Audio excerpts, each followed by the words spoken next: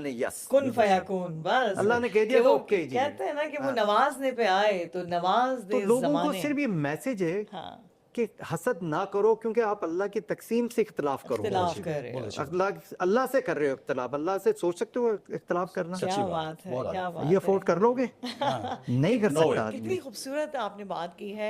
और यही बात मैं अक्सर महफिलों में जब मुझे बुलाया जाता है सूफ़ी कलाम पढ़ने के लिए, मैं एक बात कहती हूँ कि वो नवाजने पे आए तो नवाज दे ज़माने, वो करीम ही जो ठहरा तो करम के क्या ठिकाने।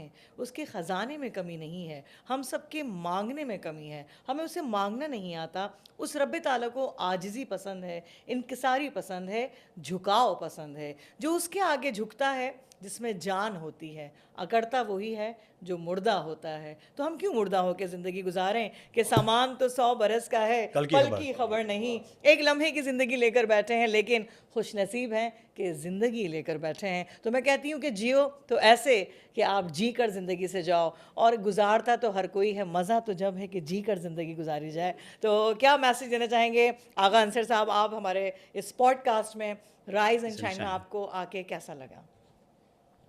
जी फीलिंग एक अजीब ही फीलिंग है। मैं तो यही कहूँगा कि Really? जितना रैंडम और कैजुअल ये पॉडकास्ट जा रहा है without any written script, Exactly, तो हेड्स बिल्कुल। Off to you. Thank ये you. आपका गिफ्ट ऑफ द जैब है, Thank you. उसका सारा कमाल है। Thank you. इनकी जो है सारी रैंडम बातें हमने सुनी, बिल्कुल, बड़ा मज़ा बिल्कुल, आया। बिल्कुल। कुछ सवाल, कुछ अगर टाइम हो तो एक छोटा सा सवाल जी, एक जी, दो बिल्कुल, आपसे कर बिल्कुल, लूं। हाँ। एक तो जिस तरह हमने देखा कि लेगेसी कंटिन्यू हो रही है आलम लोहार की, आरिफ लोहार में अताउल्लाह ईसा खिलवी के भी बेटे शायद हाँ, कुछ गुनगुना लेते हैं।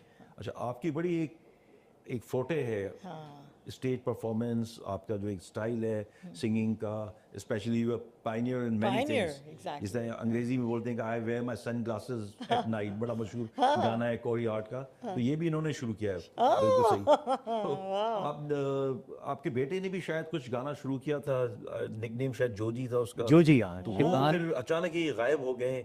एक तो ये मुझे बताया कि अच्छा। उनको आप हम देखिए चाहेंगे कि आगा आपकी की जो रिसर्च legacy है भाई, माशाल्लाह। कंटिन्यू रहे। नहीं आगे जी कि रिसर्च है भाई, मैं हैरान ऐसी तो मैंने नहीं कहा ना कि भाई नहीं, मैंने माशाल्लाह सुना है इन दोनों का सुना गाना। है, हाँ। और दूसरा फिर ये जो आर्टिफिशियल इंटेलिजेंस का दौर है जिसमें अभी ऑटो ट्यून है, लिप सिंक हो रही हैं, और जो गाना आप गाएं वो सैयारा गाना किशोर गौवा की बिल्कुल, ज़बान, इसमें आप किस तरह इसको मैनेज करेंगे आने वाले दिनों में?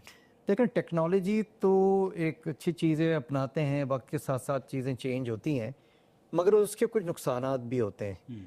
जैसे अगर डिजिटल मीडिया को देख लें हम, यूट्यूब या बहुत सारे ऐसे और भी डिजिटल फेसबुक्स वगैरह, इससे हम जहाँ फ़ायदे उठाते हैं हमें बहुत सारे नुकसानात भी हैं। सही। झूठ बहुत ज़्यादा हो गया है, एक फितना। कभी कभी तो लगता है कि वो दज्जाली दौर का इंतज़ार करता है। मुझे खतरा महसूस होने लगा है ये आ गया है, कि ये कहीं आ गया है। ये कहीं मोबाइल कहीं उसी ये वही है साइन, इट्स है ना? हाँ हाँ। तो दज्जाली चीजें, बहुत सारी ऐसी चीजें, फेक चीजें हो रही हैं उसमें ना, फेक। झूठ ज्यादा हो रहा है। तो एआई जो जमाना है ये, अब आपको अंदाजा नहीं हो रहा है कि ये ओरिजिनल है क्या है, इतना करीब करके बना रहे हो ओरिजिनल के वो।